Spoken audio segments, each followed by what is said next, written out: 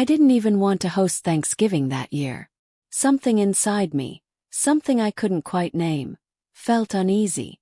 You know that quiet tug in your gut that whispers, "Don't do it." That whisper had been growing louder as the day got closer. But I brushed it off like I always do. Told myself I was just tired, overthinking, maybe even a little hormonal. After all, it had been a long year. I was trying to keep everything together. My job, my kids, my marriage. Especially my marriage. Looking back now, I wonder if my body knew what my heart hadn't figured out yet. That this Thanksgiving wouldn't be like the others. That this year, when we sat around the table giving thanks, something would break wide open. Something I could never piece back together again. We were in the kitchen early that morning, me and my sister Melanie. She was slicing sweet potatoes, laughing about something my son said last week. Her voice bright and familiar. She looked beautiful as always. Effortlessly perfect, with that glowing skin and that kind of charm that draws everyone in without even trying. She had always been like that. Pretty one. Fun one. The one people noticed first in a room. But that morning, something about her laugh struck me as forced. A little too high. A little too quick. I remember watching her from the corner of my eye as I basted the turkey. Her hands moved with practiced ease, but her eyes wouldn't quite meet mine. I brushed it off. Again. Because that's what I've always done with Melanie. I've brushed things off. I've forgiven too easily. I've trusted too deeply. My husband, Daniel, came in a few minutes later, looking for the bottle opener. He was wearing that old flannel shirt I always tell him to throw out, the one he insists is lucky.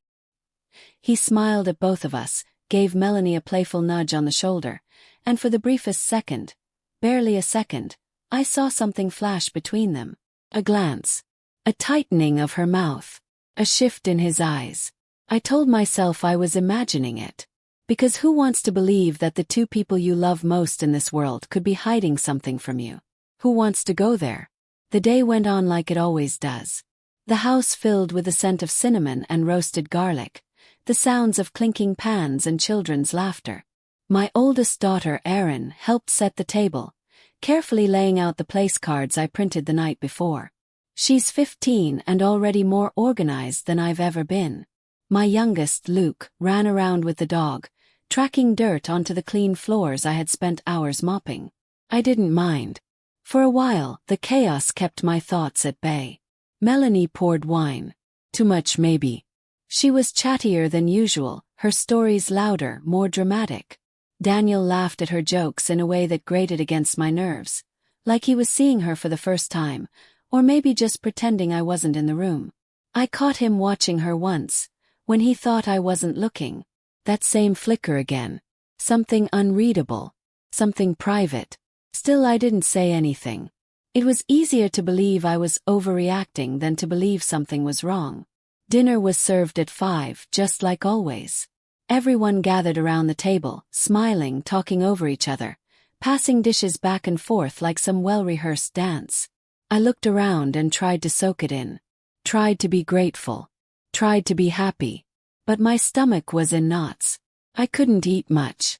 I pushed stuffing around my plate, smiled when someone made a joke, and nodded along as Melanie went on and on about her new apartment, her new job, her freedom. She was single again, and she talked about it with a kind of breathless joy that made me feel tired just listening. Daniel sat next to me. His hand brushed mine under the table, and I wanted so badly for it to feel like it used to. Feel safe. Steady. But instead I felt cold. Like I was holding a stranger's hand. Then it happened. It was so small. So ridiculous, really. Melanie reached for the cranberry sauce, and Daniel handed it to her without even looking. Their fingers touched for half a second, just half a second, and they both froze. Just barely. Just enough. She pulled back like she'd been burned, and he looked away too quickly, and something inside me snapped. I didn't scream. I didn't throw my wine or flip the table or storm out. No, I sat there surrounded by people I loved, feeling the world tilt sideways. I looked at my sister. Really looked at her. And for the first time in my life I saw her clearly. Not the girl I grew up with, not the woman who held my hand in the delivery room, but someone else entirely. Someone who could look me in the eye and smile while sleeping with my husband. I felt the blood drain from my face. My heart thudded in my ears. And still I smiled. I passed the gravy. I nodded when someone complimented the mashed potatoes. But I knew. Deep down I knew. It all made sense. The glances. The weird energy. The way she suddenly needed a place to stay last spring. And how Daniel had been working late so often. I had ignored it because I trusted them. Because I never thought I had to question the two people I loved most. But that night, as the candles flickered and someone gave a toast to family and forgiveness, I realized the truth. Sometimes betrayal doesn't come from enemies. It comes from those sitting right next to you, raising a glass in your name. Sometimes, when the house is quiet and the dishes are put away and I'm the only one left awake, I sit by the window with a blanket draped around my shoulders and try to trace the moment everything started to change. Not the moment it broke, because that came much later. At Thanksgiving with cranberry sauce and soft music playing in the background, but the first tiny crack in the glass. The hairline fracture no one sees until the whole thing shatters. Maybe it started the day I introduced Daniel to Melanie. I was 25, working double shifts at the hospital and barely scraping enough time for sleep. Melanie had just moved back to town after dropping out of grad school for the third time. She had always been the drifter in our family, the free spirit, the wild one. She walked into any room like she owned it, and people either hated her or wanted to be her. Sometimes both. Daniel and I had been dating for 6 months. He was stable, kind, the first man I'd ever met who made me feel safe instead of excited. I think I mistook that safety for love at first.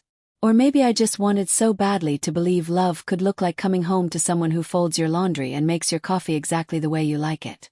I remember the first time I brought him around my family. Melanie wore this low-cut green dress that clung to her like ivy. She kissed me on the cheek, then turned to Daniel and said, "So this is the man who finally tamed my big sister?" I laughed it off, of course. That was just Melanie being Melanie. Always teasing. Always performing. She hugged him a little too long. He smiled a little too wide. But I told myself not to be insecure. Not to be petty. Because if you grew up with someone like Melanie, you learn early to step aside. To dim your own light. You get used to being the responsible one, the dependable one. The one who cleans up the mess when she disappears for 3 months to find herself in Arizona or comes home crying because another man broke her heart. Our parents loved her, of course. Even when they were exhausted by her chaos, they still looked at her with this awe. Like she was magic. I used to think maybe I came from a different family entirely. I was the planner. The achiever. The one who did things right. But I was never the favorite. Not really. And still I loved her. God, I loved her. She was my little sister. My best friend. My shadow. Every childhood memory I have, she's in it. Jumping into the creek behind our grandmother's house, sneaking Pop-Tarts into our room past bedtime, whispering secrets in the dark. When she had nightmares, she crawled into my bed. When she skinned her knee, I was the one who carried her home. Even when she grew older and wilder and harder to hold on to, I tried. I never let go. I forgave more than I should have. I excused what others called selfishness, called it pain. I told myself she was just searching for something, that she hadn't found her footing yet. I believed in her. Maybe more than she ever believed in me. Daniel. He was different from the boys she usually flirted with. He was quiet, grounded, a little shy. He read poetry at night and mowed the lawn without being asked. He didn't chase thrills. He didn't cheat or lie or drink too much. He was, for a long time, exactly what I thought I wanted.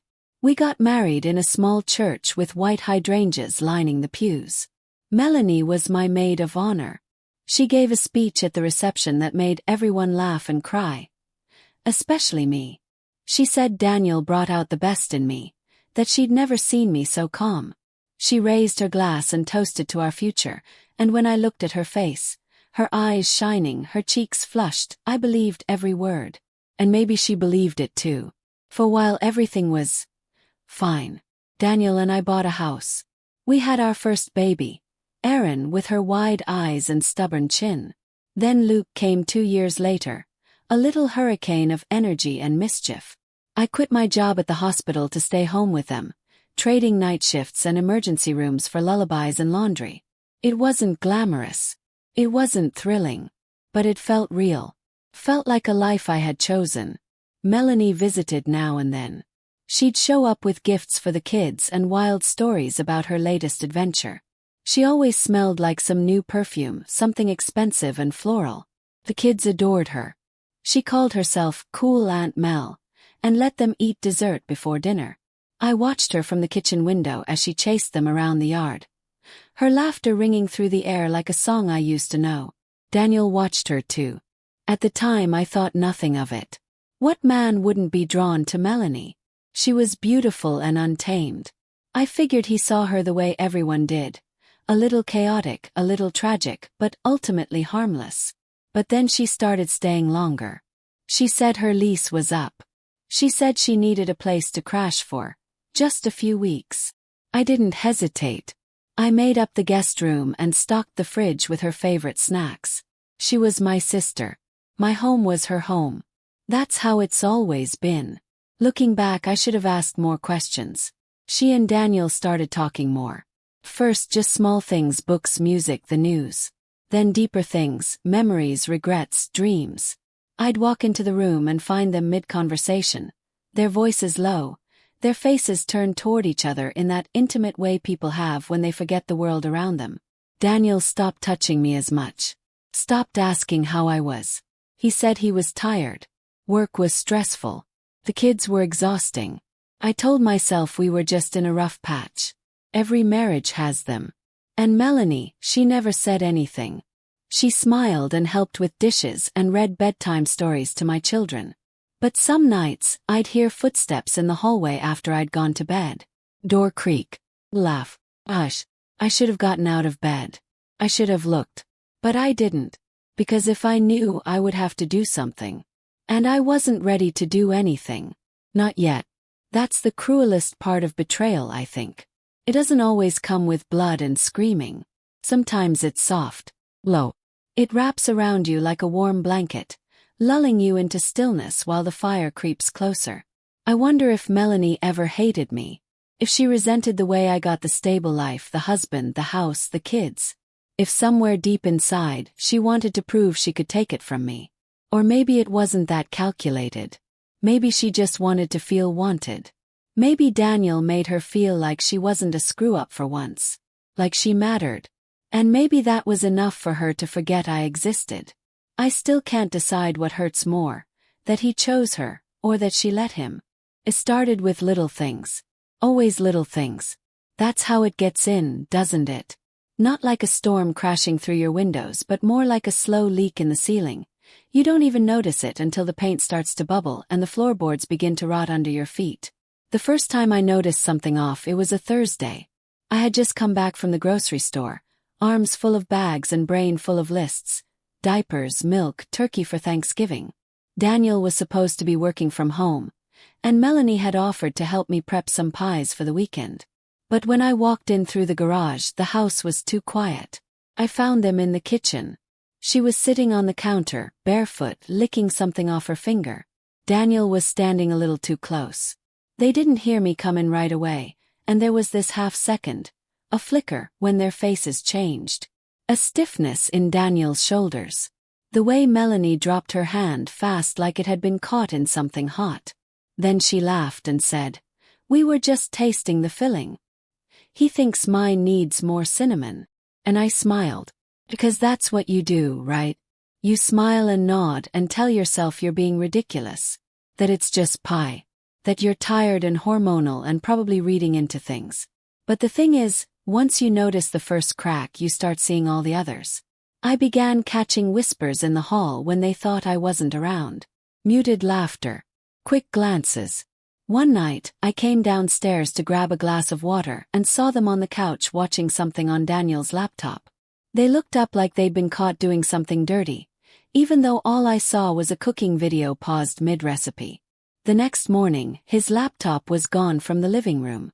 Then it was his phone. He started sleeping with it under his pillow like a teenager. If it buzzed, He'd turn it face down before I could glance at the screen. Once, I asked him who he was texting so late, and he said, "Mark from the office," without looking at me. The way he said it, mechanical, too fast, made my stomach twist. I tried to tell myself it was just stress. He was always grumpy around the holidays. His mother was coming into town, the kids were getting stir-crazy, and Melanie had a way of making everything feel chaotic. I even blamed her before I blamed him. But I didn't want to accuse her. She was my sister. My baby sister. I still remembered the way she used to sleep curled against me like a kitten when we were little. How she cried the first time a boy broke her heart. How she once called me in the middle of the night just to say she missed home. And maybe that's why I let it slide when I found her robe in the bathroom closet where only Daniel and I kept our things. Or when I walked into the laundry room and saw one of her bras tossed on top of his t-shirts. "Why is your stuff mixed in here?" I asked, trying to sound casual. She shrugged, flipping her hair like it didn't matter. "Must have tossed it in by accident. You know me, scatterbrained." I knew her. And I knew how she got when she wanted something. She started dressing differently around the house too. Silk camisoles, barely the shorts. Things she never wore before, at least not when the kids were home. When I told her maybe she should throw on a sweatshirt, "Aaron is getting older, Mel," she laughed and said I was too uptight for my own good. Daniel never said a word. But I noticed how his eyes lingered. How his voice softened when he said her name. And then there was the scent. One night, after Melanie had gone out with some friends and Daniel had already gone to bed, I walked into the kitchen to turn off the light. I passed him in the hallway. He was coming out of the guest room. Said he'd just been checking the radiator, it was making a weird noise. But he smelled like her perfume. Not faintly. Not accidentally. It was strong. Floral and warm and expensive. The kind she wore when she wanted to feel beautiful. I lay awake for hours that night, listening to the rhythm of his breath beside me. Wondering how long he had been lying to me. Wondering how long she had. I didn't confront them. Not right away. Because even when the truth is screaming in your face, some part of you still wants to believe the lie. Some part of you thinks, maybe it's not what it looks like. Maybe I'm imagining things. Maybe I'm just insecure, or lonely, or desperate. But I wasn't imagining the distance. Daniel stopped reaching for me in bed. Stopped noticing when I wore the new robe I bought or when I made his favorite lasagna. He was polite. Civil. Like a roommate who didn't want to start a fight. And Melanie, she grew sharper. Her jokes had an edge. She rolled her eyes when I made suggestions. She called me bossy under her breath. It was like I had become the third wheel in my own home. Then came the emails. I hadn't meant to snoop. I swear I hadn't. But one afternoon, while Daniel was in the shower and his laptop was open on the counter, I saw her name in his inbox. The subject line said, "Last night was..." Click. Just one message. But it was enough. It said, "Last night was amazing." I don't know how we keep pretending nothing's happening. I hate sneaking around. "I love you." No punctuation. No salutation. Just raw. And sign. My heart didn't race. It didn't even break. Just stop. I closed the screen. Walked out of the room. Went into the backyard and stared at the trees until my hands stopped shaking. 4 days after that, I moved like a ghost. I cooked. Cleaned. Kissed the kids goodnight. I made polite small talk with both of them. I folded her laundry and refilled the soap in his shower. But inside I was unraveling. I kept waiting for them to come clean. To confess. To fall on their knees and beg for forgiveness. But they didn't. Instead, they kept lying to my face, laughing at my table, holding my children like nothing was wrong. And I realized something cruel. They weren't sorry. They didn't feel guilty. They didn't think I knew. But I did. I knew everything. And I was done pretending. Thanksgiving came dressed in gold and crimson leaves, with a smell of roasted turkey and cinnamon pies hanging thick in the air. The house was warm, the table was full, and everyone wore their best masks. Smiles, polite laughter, hands brushing past each other like nothing was broken.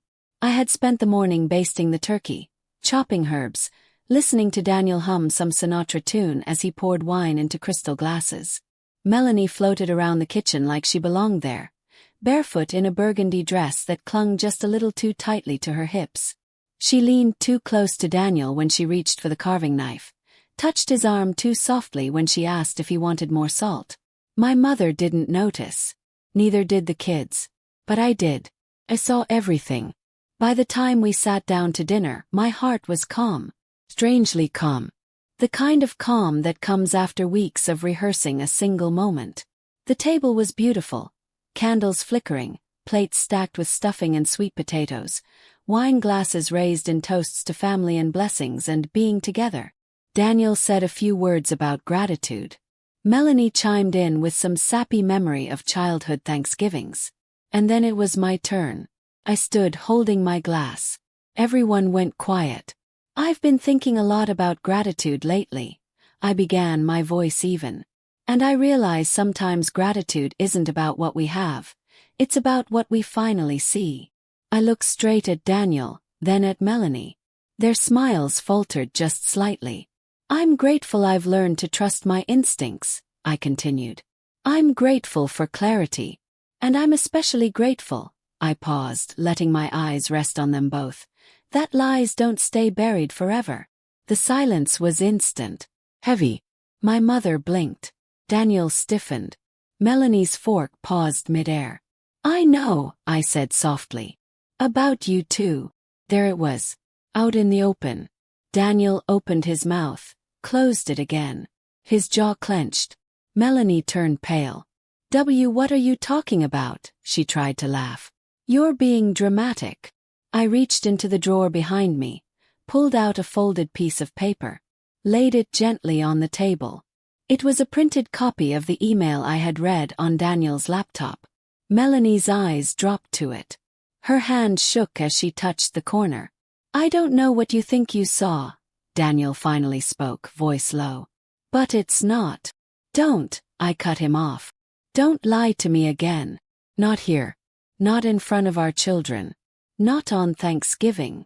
My mother gasped softly. My son stopped chewing. And Melanie. She started to cry. I didn't mean to, she whispered, tears slipping down her cheek. It just happened. I stared at her, numb. You're my sister. I know. Her voice cracked. I was lonely. I was stupid. He said things made me feel. Don't you dare blame this on him alone, I said. You were in my house. My table. Sleeping under my roof. And you betrayed me. Daniel looked like he wanted to disappear. I turned to him. And you could have told me. You could have walked away. But instead you let me set this table. Cook this meal. Sit beside you like we were still something worth protecting. He said nothing. Just stared at the tablecloth like it might swallow him whole. My mother tried to speak, some quiet, broken version of let's not do this here, but I held up a hand. No, I said. Let it burn. Let every piece of this fake, glossy picture burn down to the truth. I didn't yell. I didn't cry. I just stood there while the people I loved most crumbled. The kids were taken upstairs. My mother followed them, eyes wide with grief. And I sat back down calmly and cut a piece of pie. Melanie stood and left. Daniel sat in silence. The meal was over. But the reckoning had just begun. 3 days after Thanksgiving, Daniel moved out. No apology, no arguments, not even a glance that could meet my eyes. He just packed up his clothes, a few ties, his shaving kit from the bathroom, and walked out the door that once led into a life I believed was solid. Melanie disappeared that same night. My mother tried calling, tried to understand what happened, but I said nothing. There was nothing left to say. I didn't need anyone to justify or analyze anything. Sometimes betrayal needs no explanation. It is, in itself, a sentence already passed. At first, the house was quiet. Not the cozy silence of Sunday mornings or when the kids fall asleep. This was a sharp, cold silence. Like the echoes of laughter, shared dinners, and warm embraces had been stolen, leaving nothing behind. I lived in that silence for weeks. Still got up every morning, brewed coffee, reached for the mug Daniel used to use, then pulled my hand back. No more tears. I had cried enough. Now it was just me and one big question: what now? I started writing. Not to expose anyone, but to hear my own voice again. To understand why I didn't see the signs sooner. Why I let others define my worth for so long. And then one day, while reorganizing my closet, I found an old photo. Me and Melanie back in high school. We stood side by side, arms around each other, smiling like nothing in the world could break us. I stared at that picture for a long time. That's when I realized I had lost her long ago. Not because of Daniel, but because of time, distance, the quiet comparisons, the silent envy we never dared name. Forgiveness doesn't mean forgetting. I haven't forgotten what they did. But I no longer want to carry it like a wound that still bleeds. I don't want to become a woman whose pain defines the rest of her life. So I started reclaiming the little things. I repainted the bedroom, replacing the dull beige with a deep ocean blue. I threw out old pillows and bought a set of velvet soft sheets. I started jogging in the morning, playing jazz while I cooked, and laughing loudly at old TV shows Daniel once called boring. I learned to grocery shop alone without feeling empty. I learned to say no to invitations made only out of politeness. And one day I realized I was living again. Not for anyone else. Not to prove anything. But simply because I deserved to. As for Daniel and Melanie, I don't know if they still talk. A few mutual friends mentioned them at a Christmas party, but I just smiled and changed the subject. They no longer belong in the chapters of my future. Sometimes the kids ask about their dad. I don't badmouth Daniel. I simply say, grown-ups make mistakes. What matters is what we learn from them. And I see my oldest looking at me, not with confusion or anger anymore, but with a quiet kind of admiration. That following March, I booked a solo trip to Sedona. I rented a small cabin on the hillside and spent 3 days reading, journaling, and watching the sun set through the window. On the final night I sat on the porch, the desert wind cool but comforting, and I thought, this is me. Alone. Not betrayed. Not defined by anyone else. Not perfect, but real. I lost a husband. I lost a sister. But I found myself again. And to me, that's worth more than any family dinner ever laid out on a Thanksgiving table. Life doesn't always offer us easy choices. Some days we're forced to stand between loss and betrayal, between those who were once our blood and the ones we once gave our heart to. And then we learn to let go, not because we're weak, but because we choose peace. I'm not telling this story to make anyone feel guilty, or to reopen old wounds. I'm sharing it because I know that somewhere out there are women carrying the same kind of pain, women wondering if they still deserve happiness. The answer is yes. Always yes. If you're in a place where you've forgotten your worth, let me remind you, you have the right to walk away. You have the right to begin again. And you have every right to rewrite your own story. Thank you for listening. If you saw a part of yourself in this story, I hope you'll consider subscribing to the channel. Because sometimes, one woman's journey might just shine a little light on someone else's path.